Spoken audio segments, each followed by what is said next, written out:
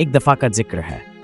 नर्म और मुलायम आसमान में एक नन्हा सितारा रहता था जिसका नाम लूमा था। वो सब सितारों में सबसे छोटा था, लेकिन ख्वाब देखता था कि सबसे ज्यादा चमके। हर रात वो थोड़ा सा ज्यादा झिलमिलाता ताकि चांद उसे देख ले। एक शाम वो सितारों के साथ छुपन छुपाई खेल रहा था कि अचानक वो बहुत दूर निकल गया। अब वो आसमान के ऐसे हिस्से में था जो उसने कभी नहीं देखा था। बादल गहरे थे और रात खामोश। लूमा घबरा गया। अगर मैं वापस न जा सका तो, उसने आहिस्ता से कहा।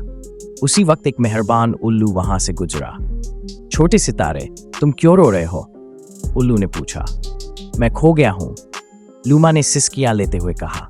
मुझे घर का रास्ता नहीं मिल रहा। उल्लू मुस्कुराया। फिक्र न करो, मेरे साथ आओ, मैं तुम्हें वापस ले जाऊंगा। वो उल्लू के साथ बादलों के पार, पहाड़ों के ऊपर और सोते हुए जंगलों के बीच से गुजरा। रास्ते में उल्लू जमीन की कहानियां सुनाता गया, उन बच्चों की जो लूमा की रोशनी में ख्वाब देखते थे। आखिरकार लूमा ने चांद को मुस्कुराते देखा। हमें तुम्हारी रोशनी की याद आ रही थी, नन्हे सितारे, चांद ने कहा। लूमा हंस दिया और पहले से ज्यादा चमकने लगा। अब वो जानता था कि उसकी रोशनी किसी के लिए बहुत खास थी।